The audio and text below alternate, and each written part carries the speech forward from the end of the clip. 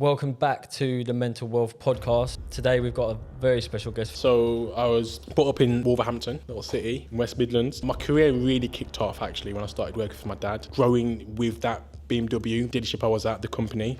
And they was training me up to become management, so business manager, then you eventually you run your own dealership, and that was the sort of path I was going on. Because your dad was a businessman. Yeah. Did you kind of looking into him, I'm going to be a 100%. businessman as well, I'm going to aspire to be like him? Yeah.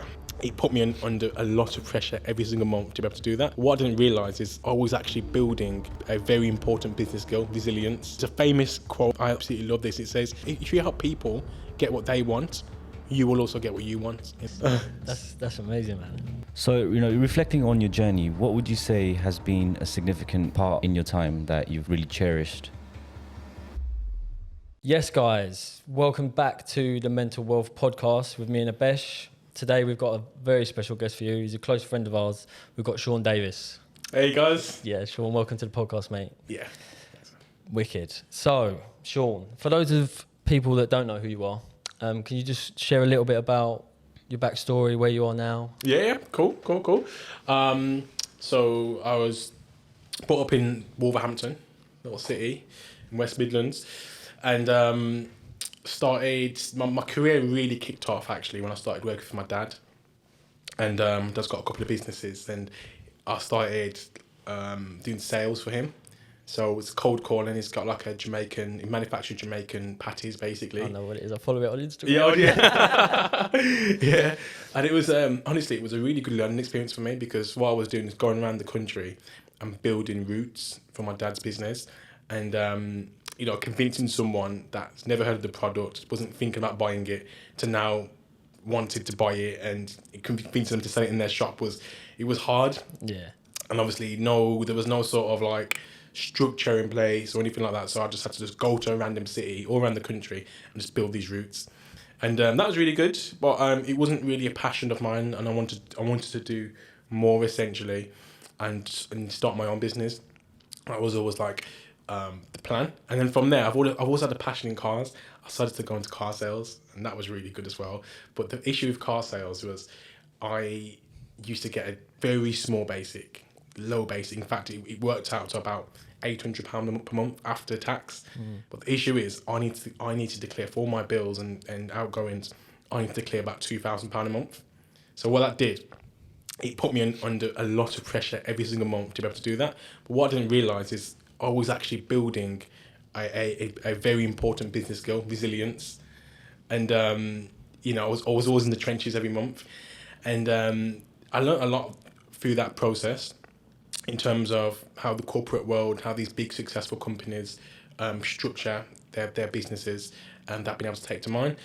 And cut a long story short, I then went to Miami in 2018 with the family. Absolutely loved it, man. Honestly, I always say like traveling is crucial. Like you need to travel, understand different cultures, see a different life. And anyway, I came back and I was on the path of like growing with that BMW, where the dealership I was at, the company, and they was training me up to become management, so business manager, then you become team leader, then you eventually run your own dealership, and that was the sort of path I was going on. Anyway, I went to Miami, came back from Miami, and I was like, wow. I sat at my desk and I was like, this isn't for me no more. Because I was doing well financially. From a financial point of view, I was doing really well. I was coming top of leaderboards. I had a brand new company car every few months. I was able to buy my first house. So from the corporate world point of view, everyone thought, you know what, Shaun's doing really well. You've got it made.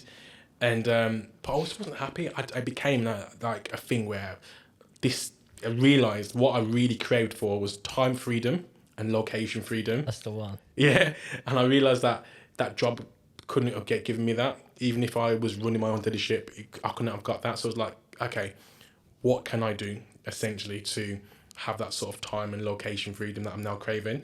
And it was a case of I need to start my own business. I need to have something that's mine that gives me that sort of freedom that I'm craving. And I looked into property. That was the first thing, because I've always not thought, you know what, property is a good thing to do. And I was like a dog with a bone. That's amazing, man. So do you think, with your dad's businesses and stuff, do you think that was a big drive for you to be like, do you know what? He can do it. I can do it. Yeah, 100%. Big time. 100%. And not only that, my dad's been in business for years, decades, probably like 25 years now. Probably even touching 30 years. So I've seen the process of my dad growing his business and being in the trenches, from building it from nothing to growing it. So seeing that is, even on a subconscious level, I didn't realise this at the time, on a subconscious level, that worked wonders for me, because I saw, do you know what, this is the work ethic it takes to build something from nothing. And I wanted to do that for myself as well. And yeah, it helped massively. Because your dad was a businessman. Yeah. Did you kind of grow into looking into him, like grow into meaning that, okay, because my dad is a businessman, Yeah. like, I'm gonna be a 100%. businessman as well. I'm gonna aspire to be like him. Yeah. Yeah. 100%. And that's something that I hope that I can do for my son as well. Is he can look up to me and say, you know what, my dad's built something special here. I want to work in the business, or I want to start something for myself as well. Yeah. Would you say that he used to tell you like, oh, you need to go to uni, you need to get a degree? Or was he the type of parent where he used to be like, no, I want you to do your own thing, I want you to start a business? What sort of role did he want you to lead towards? That's a good question, actually. My parents, they was very supportive, and I think because my mum and dad, they don't have degrees, they didn't come from that sort of background either. They knew that actually I don't need to have a degree in order to be successful. So I didn't do too well in school. In fact, I've done very terrible in school. I didn't really enjoy the just that sort of culture. It didn't. I don't know about you guys, but I've never learned Pythagoras theorem. No, yeah. I've never done. I'm running a 7-figure business. I've never had to do long multiplication or long division or anything like that. So I realised it from a very young age, and I realised actually we spent a lot of time with my dad when I was younger. In his business, I was thinking, all this stuff that I'm learning, I don't see my dad doing this. And in my eyes, my dad's, he's my hero style. But even back then, it was like, wow, I really look up to my dad. I don't see him doing that. So actually, I don't need to do it either. So what happened is I wasn't really listening in school. I wasn't really concentrating. My reports used to always say, Shaun has the potential to do good if he applies himself. I used to get distracted a lot. I was gonna say that. I always had that in my report as well. Gets easily distracted. Easily distracted, honestly. This is boring. But then what I realised, and you know what? Touching on that as well, it's actually affected my confidence, because what it was is you're drummed down in school to feel like if you don't succeed in school, you're not going to amount to nothing. You're weak and you're going to struggle in life. So in the back of my head, when I kept failing in school, it sort of made me feel like, actually, man, I wish I did listen. I wish I did. Do you know what I mean? And obviously, when my kids, I tell them they need to have a good education. They need to have a good start, and I do preach that. But they understand as well that it's not the end of the world. If you don't, as long as you try your best, if you don't, I'm not expecting you to get A stars or anything like that. It's just a case of, if you listen, you try your best, and you've got ambition, you're gonna come out fine. Yeah, wicked. Yeah. So, just touching on school, what was your mindset like in school? Was you thinking in school, do you know what, I want to build business, or was that not really there? You was just thinking, I just need to get through this, and then we'll cross that bridge when it comes to it. I always knew that I was gonna start a business. Always been business minded. I've always been so inspired about business, even to the point where I was never normal as a kid. Like, I was never normal. I used to be selling sweets. I was always doing something, buying and selling something, and I used to get really excited about it. Yeah. Even to the point of, I remember when I used to go to a restaurant with my family. I'd only been like 10 years old. Rather than everyone else a normal kid looking about the menu, looking about what they get. With me, I was thinking, okay, cool. What's the average price on here? How many people is in the restaurant? Okay, cool. It's 100 people. Average price is £15. Oh, this owner must be making X amount of money. That's how I used to think. And I thought, that's not normal for like a 10-year-old to be thinking that way. But I was always very driven and very inspired about business. And it was crazy. Like, if I saw someone driving a very nice car, a lot of my friends would be like, oh, yeah, that's a nice car. But I would be like, I'd want to take it deeper than that. I'd be like, okay, cool. I want to speak to this owner. I want to find out what he does, how he did it. I want to find out what's his struggles. How do I get involved? Yeah. All this thing. And I realised from a very young age, I was very different to a lot of my peers. Why was that? Like, I think it's because when I was younger, I didn't have. It was only later in life when my dad's business started to do well. But when I was younger, we grew up in the flat as well. And you know, when I first moved in by myself, I had a council flat as well. I lived in. But when I was younger, I seen the struggles that my parents had, and and when I was older, I kept thinking to myself, I don't want to end up like that. I want to be able to sort of, you know, fend for myself essentially, and just be successful. Wicked. Yeah. So, fast forwarding to where we are today. Yeah. So, talk to us a little bit about what you're doing now. Yeah, so I've got a social housing business organisation called Urban Homes, and essentially we do supported accommodation. We house the homeless across Birmingham, and the aim is to get people from off the streets to in our properties. They go for a tailor-made support program, and we help them with their mindset. You guys know I'm very big on mindset. I love mindset because it's the foundation of it all. So this business, I sort of fell into it because I left my job in the 28th of Feb 2020, and it was crazy because there was no talks about COVID. Well, there was talks, but it was like in China back then, and it wasn't anything to do with the UK. And so I just didn't think anything of it, and it was crazy because, you know, there's certain people and family members and friends that were saying, you're mad for leaving your job, you've got it made, don't leave your job, you know, the property's hard, and there's a lot of negativity. And I'm a strong-minded person. If I want to do something, I'm just going to do it, regardless of what people say to me. So I left my job in the 28th of Feb. I was like, yeah, this is it now. This is my time. This is time to live the dream full time. And 3 weeks later, COVID happened. I was like, wow. It was such a hard time. Like, literally, I learned more about myself in that period than I did my whole life. Yeah. I really tested myself because it was a situation where May 2020, 40% of my tenants didn't pay.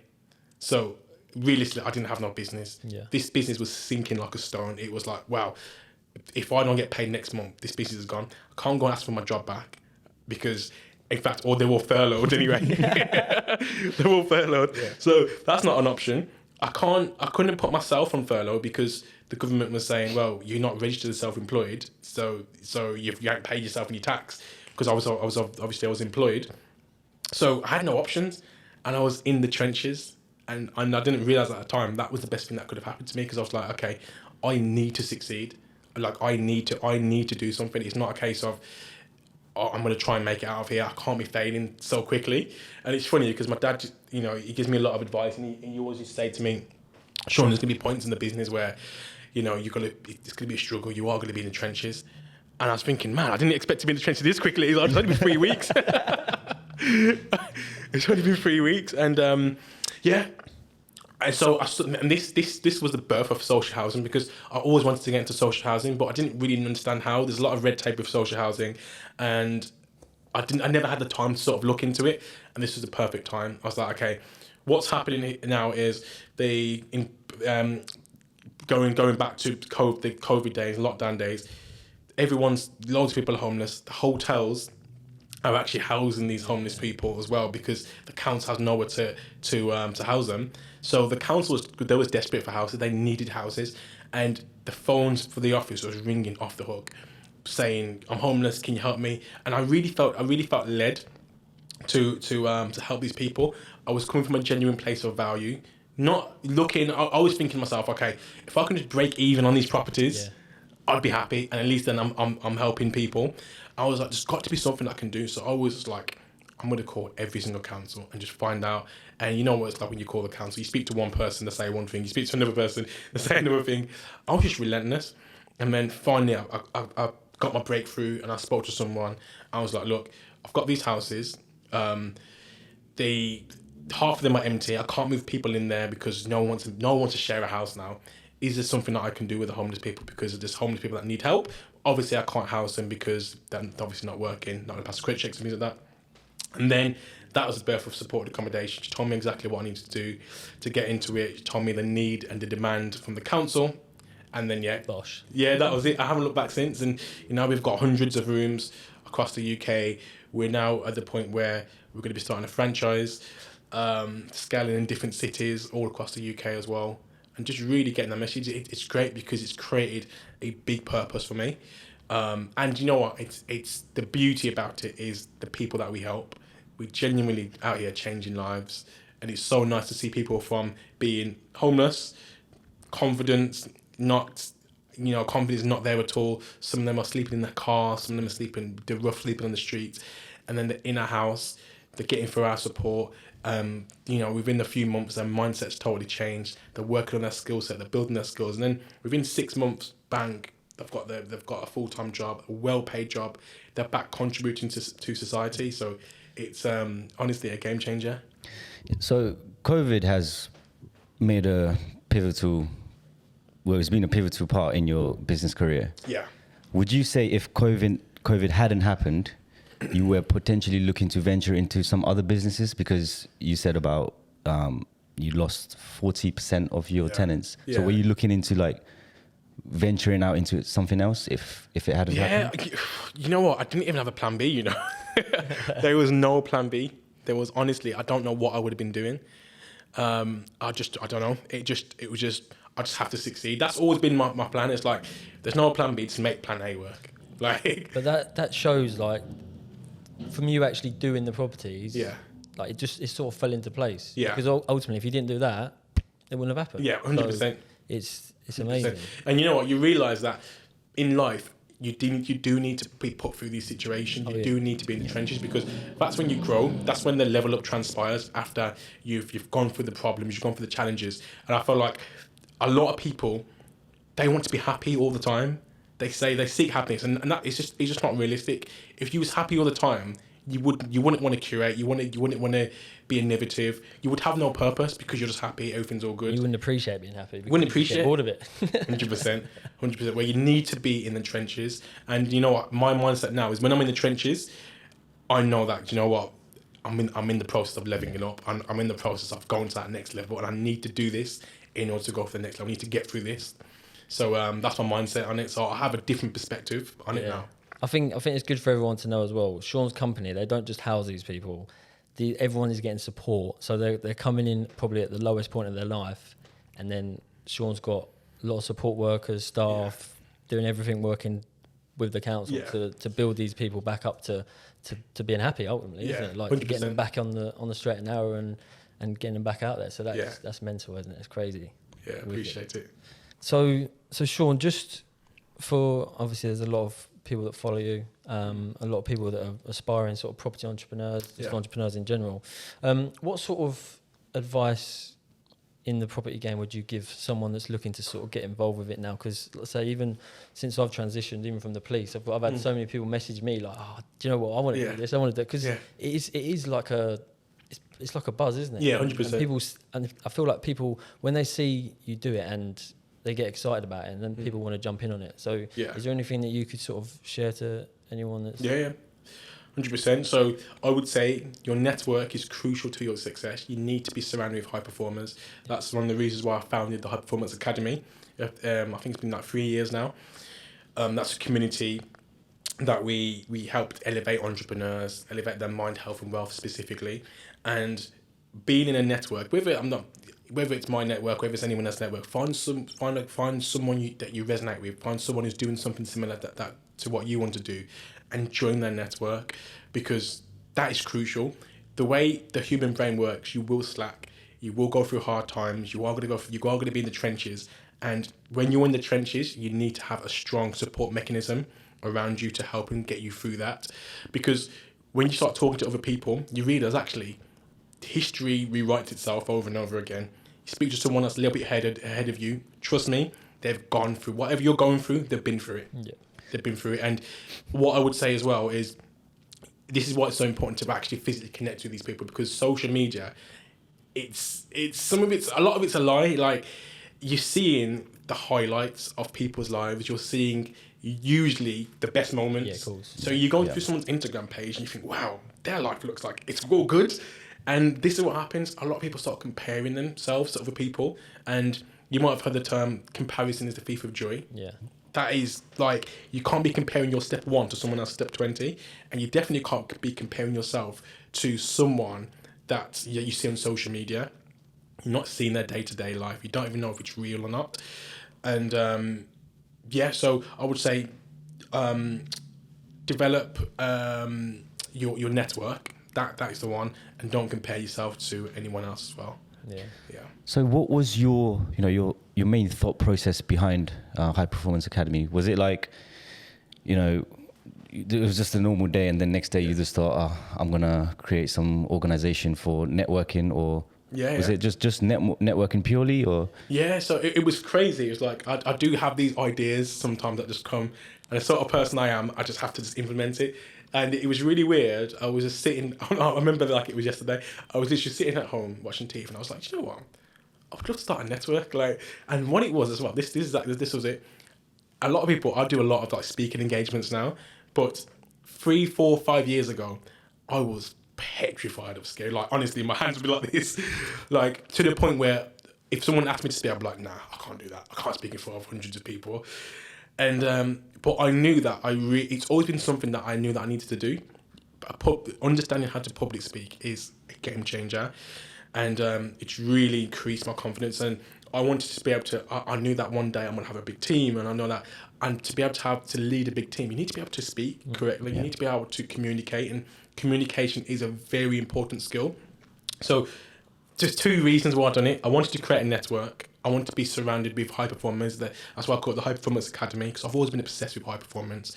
But number 2, I knew that it would hold me accountable. I knew that if I'm holding mastermind sessions, number 1, I've got to lead by example. That's the first one. Number 2, I've got to be constantly educating myself and implementing new things. And number 3, when I'm speaking, it's got to increase my confidence. And ever since I started that academy, my speaking skills and my confidence in speaking has gone up. So it's like 100x. Yeah. Honestly, because I'm doing it all the time, constantly speaking. So it's like the more you practice, the better you get at it.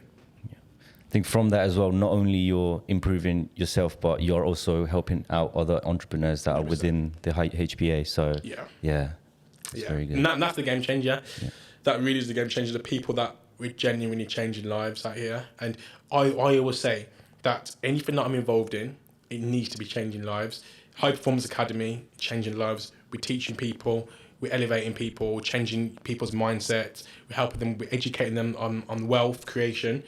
And so that's changing lives. And urban homes, man, we're changing lives on a different scale in that business. We're literally, in fact, we're saving lives. We're saving lives, and then we're changing them as well. And I always say, if changing lives is at the forefront of your mind and that's your main motive or agenda, what will happen? By default, you'll succeed. By default, you will get everything you want.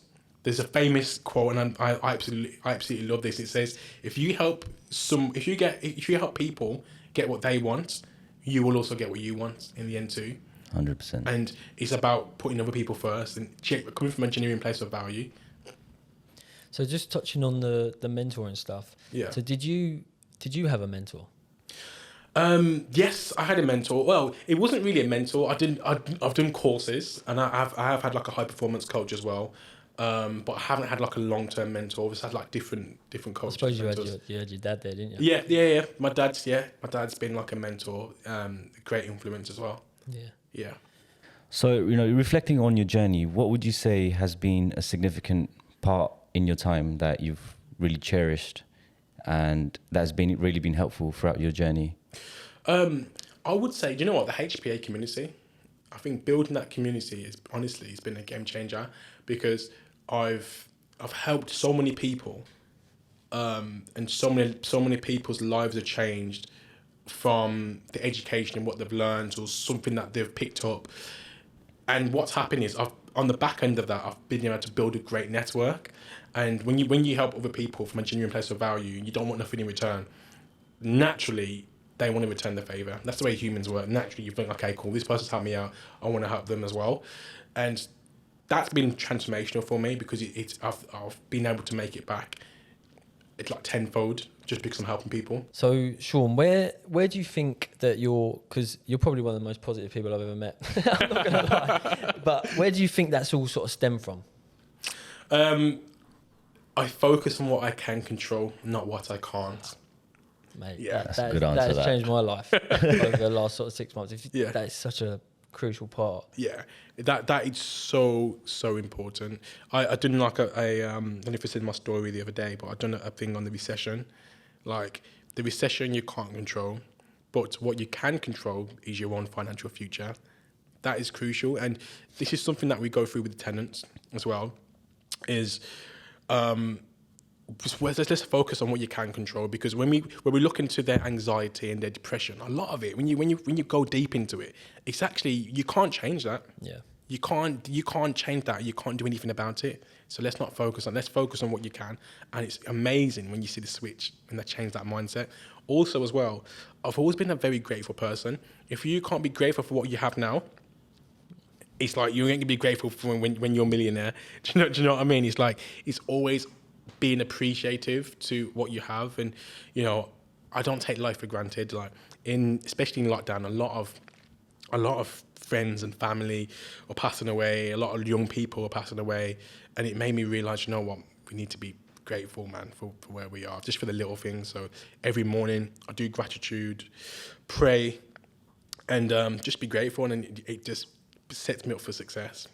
How do you keep that mental resilience? Because you're pretty much often dealing with tenants, Yeah. like daily, I would assume. Yeah. How do you deal with it? It's hard, but I work in myself as well. That's crucial. Your business cannot outgrow you. It cannot outgrow your personal identity. That is a thing. When I learned that, honestly, that's probably the biggest tip I can give someone. You've got to work on yourself first. Like, if you guys were to see my day and you see the stress and the amount of fires I'm putting out on a daily basis, you'd be like, is this guy even normal? Like, how is this guy still remaining positive? But that's the reason why I keep thriving, because here's the thing: if you're depressed and you're miserable, not only will that culture infect your whole team, because they'll have the same culture, but then not only that as well, is you won't be able to condition your mindset. Because if you're miserable and you're depressed, then people don't, but let's be honest, you don't want to be hanging around miserable people. You don't want to be... It's draining. Yeah. It's energy. And your enthusiasm, your energy, honestly, that will help you close deals. Contagious. Yeah, it's contagious, 100%.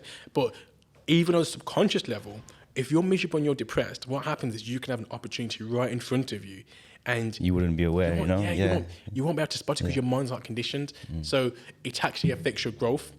And if you can't manage what you've already got, you won't be able to scale. I listened to a podcast, I forgot who it was now, but it was a billionaire. And the podcast host asked the billionaire, it was like, what's the difference between a millionaire and a billionaire? And the billionaire said, the only difference is the billionaire understands how to manage more stress.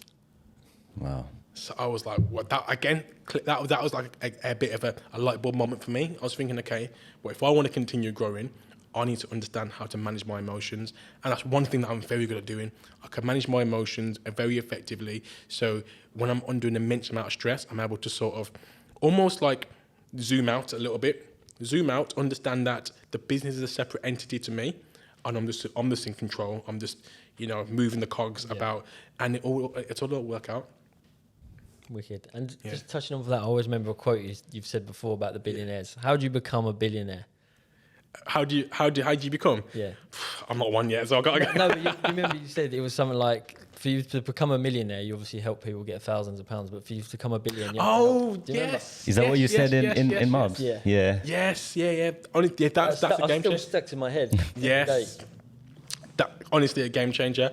So if you think about, because I have studied a lot of billionaires, and often to become a billionaire, you need to help other people. You need to create lots of millionaires, and then by default, you end up becoming a billionaire. So it's like, what product or service? Look at someone like Jeff Bezos. He's created Amazon, and look how many millionaires he's created at the back of that. Now, by default, he's become a billionaire. So it's just that click where if you want to get to that next level, give more value, create a product service. Look at Uber, for instance. Yeah. It owns, you know what I mean? It's created this monster business, and billion company. Yeah. Is that your next role to becoming a billionaire? So what you did was started out franchising. Is that how you're going to achieve that? So again, it's about creating a system where I'm not even thinking about the billionaire status. All I'm doing, I'm creating a system where I can create other millionaires from the back end of it, and then by default, that all comes with it. Yeah, it comes with it. Wicked. Right. Next bit, the last little bit is basically we've got some questions. Okay. From a few of the listeners, a few of the fans. So the first one.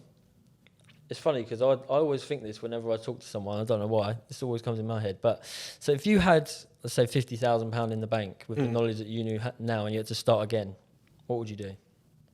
So, £50,000, I'd think, okay, cool. That's not enough to essentially buy a house. You'd need a little bit more than that. I think what I would do, half of that money, I would invest in myself, and then half of that money I would invest in rent to social housing. Yeah. You are your best asset. You pay it pays the best interest, basically. So I feel like developing that skill set, getting the education is crucial. So that in itself would just change your mindset. And then the rent to social housing strategy, game changer, absolute game changer. So you could do a lot with 25k. Yeah. Yeah. So looking back, what are the key roles and responsibilities that you have learned throughout your entrepreneurship journey that you can provide some information to our audience that are going to be watching the video? Yeah, man, good question. I would probably say you've got to... Okay, so the first and foremost is you have to work on yourself daily. That is crucial. If you're not... You can't pour from an empty cup. And as leaders, you're constantly pouring. I'm getting like 500 messages a day. I'm getting poured from pillar to post. I'm putting out fires. And if I'm not doing the work on myself, eventually you're going to burn out. Yeah. You're going to burn out. So that's the first one. And number two is your leadership skills. You've got to work on your leadership and communication skills. Communication is the most crucial skill. The most crucial skill. If there's a fallout in a relationship, if a deal's fell through, or there's been a misunderstanding, 9 times out of 10, you can trace it back to communication. It was a communication issue. So that's something that I've been really working hard on, is how do I develop my communication skills? How do I take my communication skills to that next level so I can become a better leader? When you're developing a team as well, it's a different set of skills. Because your first, I always like to explain this analogy that for your first 0 to 100k is all you. You can do it. You can wear all the different hats: sales, marketing, admin, operations, accounts.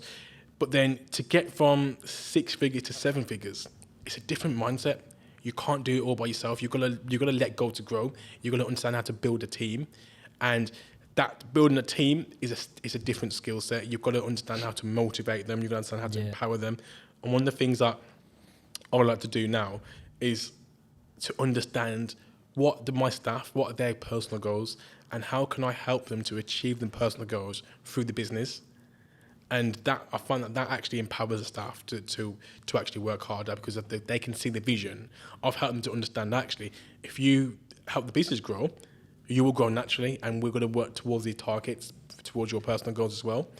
So that's been a game changer for me, because it becomes a point where your business grows to a point where you're not doing the operations, you're working on the business rather than in the business. So you've got to ensure that your team that are on the ground are super empowered, and they have the resources and the tools to do their job to the best of their ability. Yeah, it's like the saying where they say you have to employ someone who's better than you. Yeah, 100%. Make your business grow further. Yeah. And you mentioned about burnout. Yeah. Has there been a point in your life where you thought, all right, like, oh shit, like I think I'm getting to that point now. Like, what did you implement at that moment where you thought, right, I think I'm hitting this burnout stage right now? Do you know what? This is a bit controversial, but I think burnout is a thing where I've never been burnt out, thankfully. And I think the reason why is because I think it's the positivity, the being grateful, and then also as well, it's celebrating the small wins. I think your mindset's very important. I do believe that burnout it does happen, but I think it's more of a mental thing. It's more about your mindset, because what burnout is essentially when you can't see the end. So when you can't see the end result, it's like you're running that and you're on the treadmill and you can't jump off it, and there's no end result. But if you could see that, you know what, actually the finish line's right there. If I just work a little bit harder, I'm right there. Honestly, you wouldn't have the burnout. So how you prevent that is actually by celebrating small wins and understanding how do you recalibrate your mind on a daily basis. So what can you do? And it's about being able to step away from the business as well. So that's what I do. That's what I've been very good at detaching myself from the business. If you're fully attached and you're all in and you're in 24/7, you can't switch off. You don't have any other hobbies. You don't do anything else. Then the burnout comes you in this spiral. Whereas I understand how do you step away from the business, step away, switch off, do something that helps you. Whether that's the gym, exercise, spending time with family, hobbies. Do that stuff as well, because that's really important. Travel, and then recalibrate your mind, and come back, and you come back fresh. And then so that's been really helpful for me, and that's what I do. And we're going through a stage at the moment where if I wasn't working on myself, I would have been burnt out by now. Yeah. Because you were in that growth phase, and when you're in that growth phase and you got to that next level, it comes with difficulty, it comes with problems, it comes with challenges, and sometimes these challenges it can seem like there's no way out, but there's always a way out. But it's just that you don't know how to. So it's just a case of constantly working on myself, constantly educating myself, speaking to people that have got much more experience in business than I have as well. And more importantly, remaining a student. Like with me, I don't have an ego. I never want to have an ego, no matter how big I get. I want to be able to be a student to the game so that I can continue growing and learning. The day you have an ego, the day you think you know it all, is the day you start failing, really. Yeah. Yeah, I think you hit the nail on the head there, especially with that burnout stuff. Like, it's the negativity, isn't it? Because that just eats you up. And like you said, you can't see the end. So the only thing you're looking at in your head is just negative. Yeah. And that's it. Yeah. And you're just down a dark path, and you've got to struggle to get out of that. 100%. Right, Shaun. So, what's next for you? Because you've pretty much achieved a lot throughout your journey right now. But I know, knowing you, there's more. Yeah. So what's next? Yeah, so it's a case of scaling nationwide. I do truly want to build a nationwide business. So we're going to do that in the franchise format, where we essentially will create, from the back of that, we'll definitely be creating other millionaires, which will be good. And I really want to grow the High Performance Academy. That network is powerful. And on the back of that network, it's helped me to grow my business as well, because what we're doing now, we're teaching other entrepreneurs how to get into social housing. And what's happening on the back of that is lots of collaboration, lots of partnerships, lots of joint venture opportunities. So it's a case of scaling that as well, growing that community. So that's really like my short-term goal, I would say. Long-term goal is I'm actually getting more into like the property development side this year as well. I feel like owning the properties and property development as like a long-term strategy is a great way of building wealth. So we want to start doing that. But also the end result will always be social housing. I just love social housing. I love the impact it makes. I love the financial security it brings, because you're getting paid directly from the government. And I just want to continue scaling that business, really. So the short-term aim is by the end of the year, we want to be at 1,000 rooms. So is there a piece of advice that you can share to someone who's starting out that information was given to yourself by a previous mentor? If you can share that for us, please. Good one. I think one that comes to mind, in fact, two that come to mind, is from my dad. And he always tells me about complacency, because complacency is a state of decline. It really is, because the way business works, it's constantly moving. So there's no such thing as being stagnant. There's no such thing as saying, you know what, I'm happy now. I'm just going to that's a state of decline. So you're either moving forwards or you're moving backwards. There's no in between. So you've got to be constantly be moving forward, looking to do more, looking to be more. There's always more that you can do, and there's always more that you can be as well. And the second thing is understanding that not everyone will understand your vision. When you first start out, there'll be a lot of negativity.